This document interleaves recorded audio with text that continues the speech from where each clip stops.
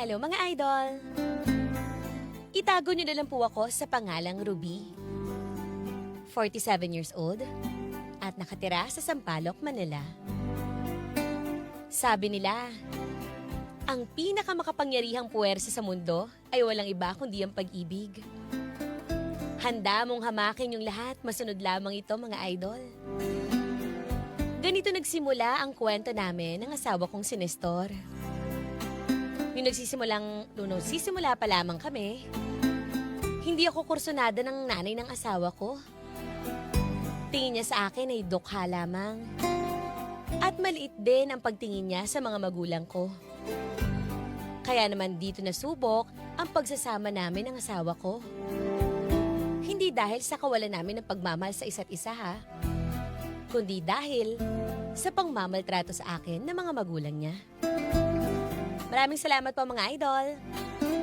Muli ako po si Ruby. And I thank you.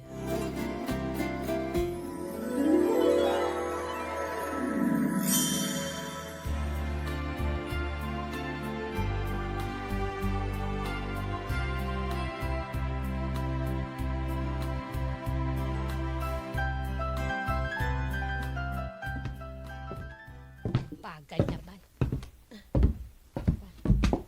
Oy, Ruby. Po. Ito pa. Hugasan mo yan, ha? Ang bagal-bagal mo naman maglampaso. Kanina ko pa pinapakiskis yung sahig sa'yo, ha? Ba't di ka pa tapos? Pasensya na ho kayo, Nay. Nagwalis pa rin kasi ako sa labas. Hindi ko na ho napansin yung oras. Ayan, oh! Ito! Ayan! Naiwan sa lababo! Pati itong mga kutsara rito. Ano gusto mo ako pa maghugas niyan? Ikaw pinapalabo ka na namin dito ha. Ayan na nga lang ang bag mo. Hindi ka nga marunong magluto. Maglililis na ng bahay ang kupad-kupad mo. Pasensya na po talaga, Nay. Sige ho, unahin ko na ho ito. Diyos ko. Kung napangasawa lang talaga ni Nestor, si Sylvia, hindi na sana magyayari ito sa buhay namin. Alam mo, mula na punta ka rito, ikaw ang malas sa pamilyang ito! Ay, peste!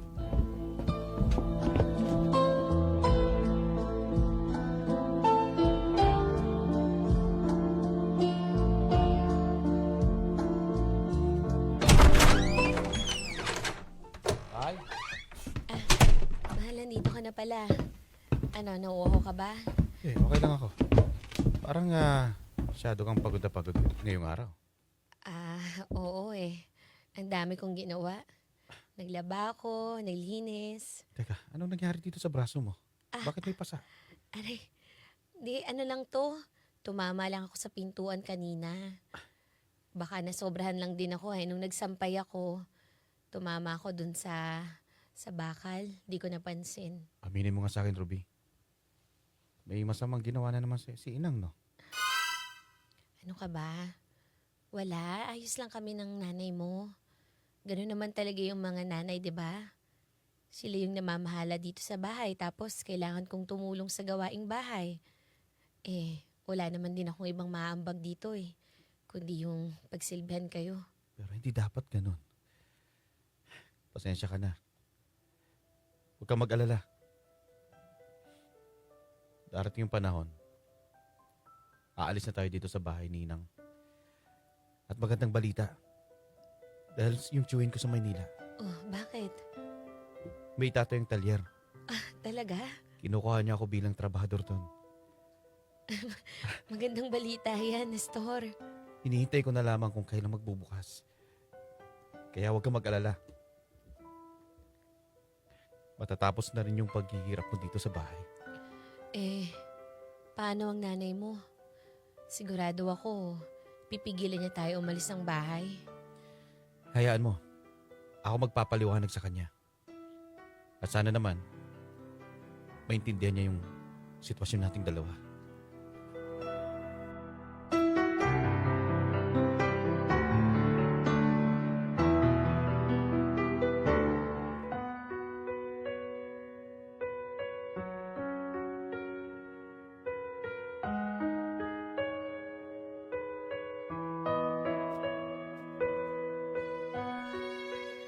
Nung nakilala ko si Nestor, kilala ang kanilang pamilya sa probinsya namin dahil sa nakakaangat na estado ng kanilang buhay. Sila nga lang yung may bahay na bato sa probinsya eh. At sila din ang kauna-unahan na nagkaroon ng sasakyan, mga idol. Tindera lamang ako noon sa sari-sari store ng tiyahin ko nung mapansin ako ni Nestor. At sino bang mag-aakala na ang isang hamak na tulad ko ay mapapaibig ang tulad ni Nestor. Hindi naging madali yung buhay namin, mga idol. Maraming tumutol. Pero pinaglaban ako ni Nestor. Hanggang sa dumating yung araw na namayapa yung kanyang ama. Kaya't doon na nagsimula ang paghihirap ng kanilang pamilya.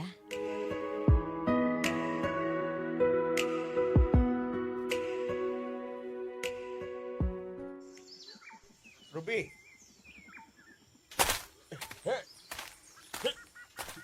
Tay! Anak! Tay! Kamusta ho kayo? Okay lang. Magandang umaga, Tay. Mano ho? Gawa ka ng Diyos. At tignan mo, itali ko muna dito yung kalabaw. Teka, baka makawala. Tay, bakit naman dinala mo si Elizabeth? Ay, alam mo anak, tumatanda na ako. Hindi ko na kailangan magtrabaho at hindi ko na rin kaya. Kaya, bilang regalo ko sa inyo ni Nestor, ibibigay ko na sa inyo itong kalabaw para may magamit kayo para sa inyong pagkabuhayan. Tay, ayun na lang yung natitirang kalabaw sa inyo, 'di ba? Binenta nyo na nga yung palayan natin, sinangla nyo na eh. Ano pa ang matitira sa inyo? Anak, hayaan mo. Kaya kong dumiskarte. At Ruby! Ruby, halika nga rito! Ay, Diyos ko talaga ito, babaitang ito! Ay, Ruby! kumare, magandang umaga. Kinakausap ko lang yung anak ko muna sana. Ay.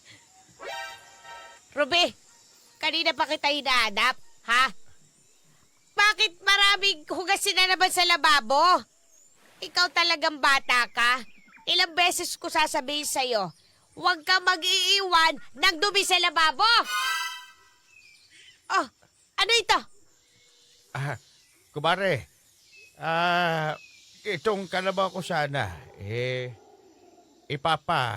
mana ko na kay Nestor at sa aking anak na si Ruby para hindi naman masyadong mabigat sa hanap buhay nila at pang araw-araw na gastusin, makakatulong ito.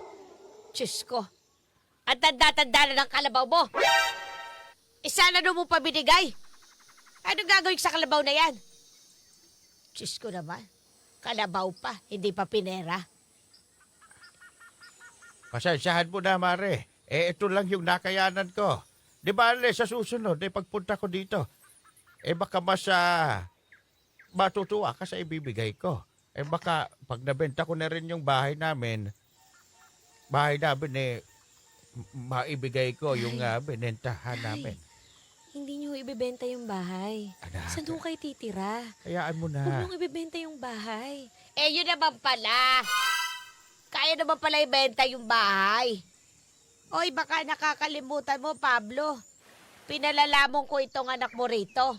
Ha? Hindi nga marunong magluto ito. At kung nakikita mo, kailangan tumulo sa gawaing bahay. Aba, siyempre. Yun lamang ang ambag niya rito. Wala nang iba pa. Pasensya na, kumare. Huwag kayo mag-alala. Kakausapin ko ang aking anak. Diyos ko. Roby, huwag ka na magtagal rito. At ayoko makakita ng dumi. Damputin mo rin ang mga dumi ng manok doon. Bilisan mo. Wala ka na dapat oras makapagkwentuhan. Diyos ko! Aga-aga, init ng ulo ko! Tay, ba't nyo naman ho ipagbibili yung bahay? Saan naman ho kayo titira? Anak, gusto ko lang naman mapatunayan sa kumare kong si Delia na karapat-dapat ka sa kanilang pamilya. At pagpasensyahan mo na ang binan mo. Alam mo naman na maraming naitulong na yan sa atin. Kaya, tiisin mo lang. Alam ko, malalagpasan mo rin ito, anak. hirap na din talaga ako, Tay. Hindi niya ako tinuturing na parang anak dito, kundi parang isang katulong, Tay. Pasensya na po kayo at napagsalitaan po kayo ni Nanay. Pasensya na po kayo, Tay. Di ba, anak? May awa ang Diyos. Paano? Aalis na ako. Tay, mag-iingat ho kayo, ha. Maraming salamat, Tay.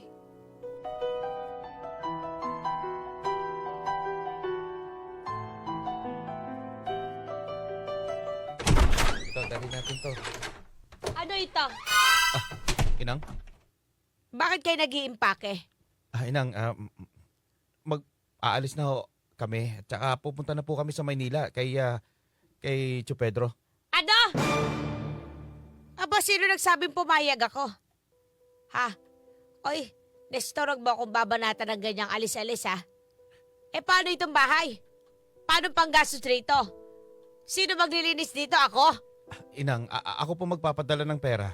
Kung ano mang gagastusin ninyo dito, wala kayong poproblemahin. Alam niyo naman si Tio Pedro, hindi naman po siyang mahirap kausap eh. Nestor! Eh, siguro ini-influensya ka lang yung asawa mo na si Ruby, ano? Hoy, Ruby! Kaya ka ba nagkukundamahog na umalis rito? Para makatakas ka sa gawaing bahay? Inang, Hindi ho. walang kinalaman dito si Ruby. Ako po ang may nagdesisyon na aalis na dito sa tahanan na ito. Dahil alam ko, makakatulong sa amin na tumayo sa sarili naming paa. Nestor, wala ka na talaga magandang ginawa sa pamilyang ito. Buhat na batay ang ama mo. Pinabayaan mo ang pamilyang ito. Baka sarili ka. Sasama ka pa dyan sa babae yan, wala na bang silbi? Inang, Tay. buo na ang desisyon namin. At wala po rin dadamit dito si Itay. Wala kasalanan siya. Kaya, Ruby, kunin mo yung mga gamit. Aalis na tayo dito sa bahay na to. Tanda mo to. Pag umalis ka ng bahay, huwag ka na bumalik!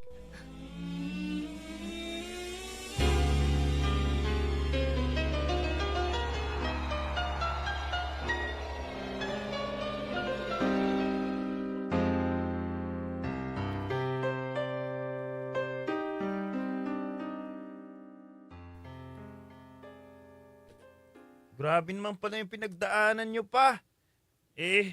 Kulang na lang pala, ikulong kayo dun sa tahanan ninyo. Oo nga anak. Alam mo, marami pa sana ko ikukwento sa nangyari. Buti na lang. Inanaig talaga yung pagmamahal ko sa nanay mo. Anak, kaya kung may babae kang kursonada, sige, ligawan mo, ipaglaban mo, anak. Ganun naman talagang pagmamahal, maraming pagsubok, marami kang isasakripisyo, anak. Tama nga po. Meron nga akong nililigawan eh. Kaya lang, ayaw din sa akin ng magulang niya. Kapareho pala, no? Alam mo anak, akala ko hindi matatanggap ng nanay ko na yung ginawa namin ng nanay mo na pumunta dito sa Maynila. Pero nagkaapo kami. Ikaw! Si lola mo pa pumunta dito para makita ka. Oo, anak. Nagbabago din pala sila. Kaya ikaw, anak, kung di ka tanggap sa ngayon, paglaban mo. Malay mo, 'di ba?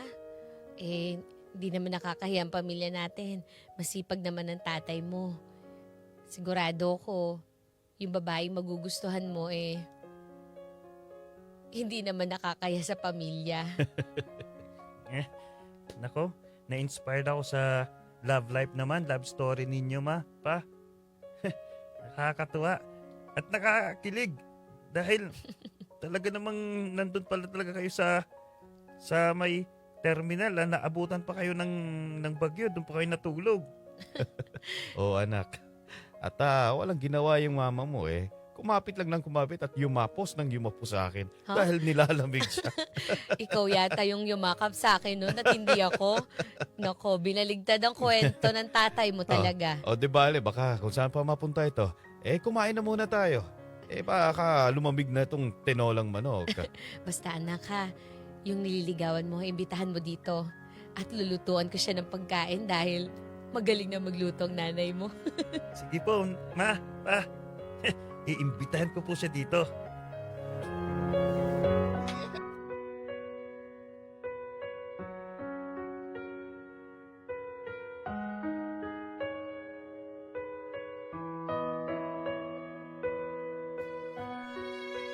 Sa paglipas ng panahon, mas naging matatag ang pagsasama namin ng asawa ko, mga idol. Simple man ang buhay namin dito sa Maynila, masaya kami kasama ang aming 3 anak. Ngunit hindi namin inaasahan na sa isang iglap, magbabago muli yung buhay namin, mga idol. Dahil taong 2021, nung tamaan ng stroke ang asawa kong si Nestor. At hanggang ngayon, hindi pa siya nakaka-recover, mga idol. Hindi niya na kinakaya na tumayo at umupo ng matagal dahil marami na siyang iniinda. Pero alam nyo, hindi naging hadlang ang sakit na ito sa pagmamahala namin. Dahil ang pangako ko sa Diyos, hindi ko iiwan yung asawa ko sa hirap man o sa ginhawa.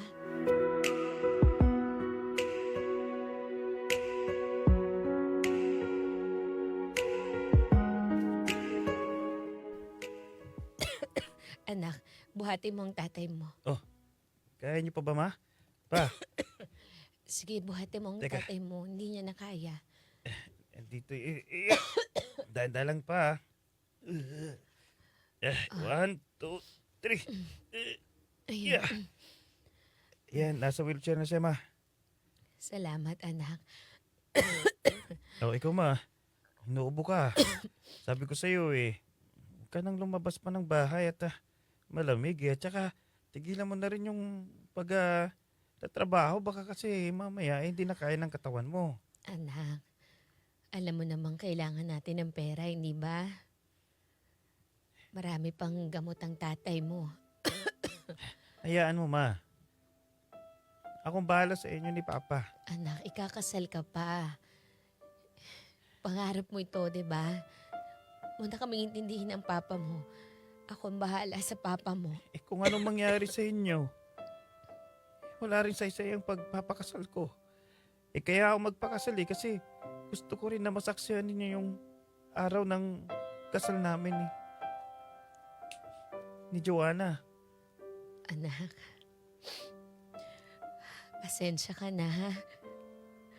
Ipagdasal mo na gumaling ang tatay mo. Para naman mayatin ka niya sa altar, anak. Mahal na mahal ka kayo ni Papa. Simulat sa kayo na yung nagmahalat sa akin At hindi ko matutumbasan yun. Andyan kayo lagi sa tabi ko kaya hindi ko kaya na mawala kayo. Lalong-lalo na si tatay. Pa, ikaw yung the best papa na binigay sa akin ng Panginoon Kaya pa pakalakas ka. Gusto ko, ikaw yung makasaksi ng kasal ko. Masaksihan mo pa. Pakiusap lang. Pahinga muna kayo, okay? Oh, sige anak.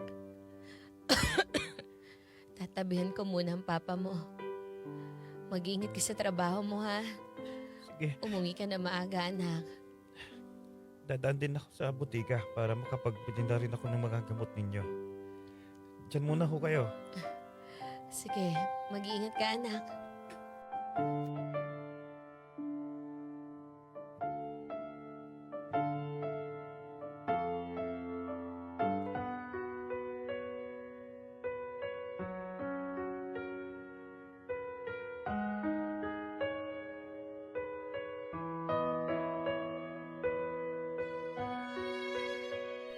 Mga idol, pagpasok ng taong ito, na mayapa na rin ang Nestor ko. Napakasakit mang tanggapin, pero kailangan kong maging malakas para sa mga anak ko. At sa bawat araw na lumilipas, hindi siya nawawala sa isip ko, mga idol. Gabi-gabi, niyayakap ko pa rin yung damit niya na nilalagay ko sa unan. Para lamang maramdaman ko na nandyan pa rin siya sa tabi ko. Kulang pa pala yung 2 dekadang nakasama ko siya sa buhay ko, mga idol.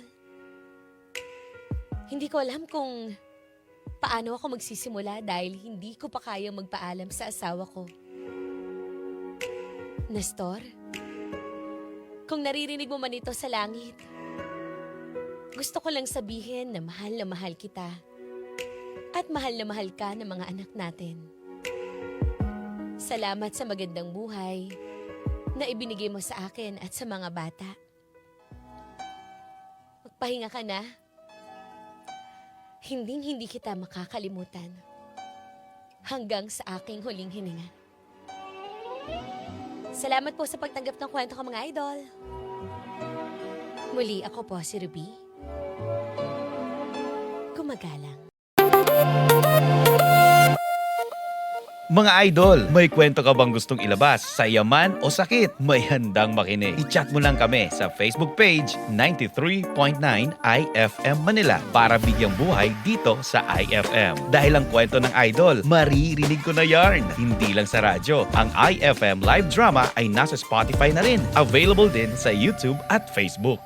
Grabe naman yun! Nag-relapse naman si Yana, oh. Oo nga, Oo, parang may grabe. naalala si Yana. May naalala. Ayun, sa mga idol natin dyan, napakaganda ng kwento. Kahit sabi nga nila ay ang pag-ibig ay tatahakin ng anuman para mapatunayan mong mahal mo ang isang tao. Yes. Yeah. Alam mo, grabe flashback memories talaga to, no? Feeling ko Oo. nga kwento to ng lolo't lola ko eh. Oo. Noong mga panahon na yun. Kasi may mga tao talaga na, hindi tanggap ng mga biyanan, di ba? Ang hirap pagdatrabahuhan mo talaga. Pero maganda yung nangyari kay Ate Ruby. Kasi nga, pinagtanggol siya ng asawa niya at mas prioritize siya. Oo, at sabi naman 'di ba ni Nestor na natanggap din siya ng kanyang ng mama niya. Sa una lang kasi talagang mainit ang ulo pero pag dumating na yung apo, ayan na lalambot na mga puso niyan. Tama. At nagka-okay naman na pala sila. 'Di ba? Yes. Ng kanyang bilang. Alam mo, Ate Ruby, kung kahit ganito man ang nangyari, napakaganda pa ring alaala yung nabuo ninyo ni Idol Nestor. Ayan. Kasi iba pa rin yun na yung na mayapa siya in a good way. Na nandyan yung buong pamilya niya. At syempre, mahal na mahal siya ng mga anak niya, Oo. lalo-lalo na si Ruby. Diba? Hindi naman na put to waste lahat-lahat ng mga pinaghirapan niya mula nung na-stroke siya. Parang kwento to ng nanay ko Oo. Yung Hindi nanay nga ko. talaga. Yung nanay ko, 'di ba? Meron siyang gusto na lalaki, 'di ba? Pero yung lalaki na ayaw ng lola ko para sa kanya. Kasi yung lola ko may nakalaan para sa kanya. Okay. Oo. Parang fixed marriage din. Oo. Tapos ngayon, alam mo ba yung kasal sa bahay, yung kasal sa magulang, yung pamamanhikan, no? Yes, oo. Pamamanhikan na sana yung lalaki. O tapos? Ito yung nanay ko. Nakikinig siguro nanay ko Oo, nanay ko ngayon. Ayaw doon sa lalaki. Kasi Oy. gusto niya yung tatay ko Okay. Sabi ng nanay ko, itanan mo na ako. What? Oo. Oy, talaga? Alam mo ba kung sino nagtangkol pa sa kanya? Sino? Yung lolo ko. Oy, Umalis na kayo. Andyan na yung nanay mo kasama yung lalaki. Oh. Uy, grabe ha? Oo, tapos ayun, alam mo kasi bangka kasi yun sa amin sa Bicol kasi. Oo. Tamatawid dagat nga. Tumatawid, yung best friend niya pa yung nagsagwan para makita niya yung sa kabilang baryo yung Grabe. yung tatay ko. Uy, ang ganda ng kwento nila ha. Ganon. True love wins talaga. Pero nung nagkaroon na ng apo, yan natanggap din ng lola ko. Yun yung sinasabi ko kanina okay naman pala ito si Manuel. Natanggap din naman pala. Natanggap din pala So, ayun kaya yun yung mga magandang mga memories na Yes. ang sarap i-share sa Tama. mga anak natin na kapag mahal mo isang tao, ipaglaban mo. Yun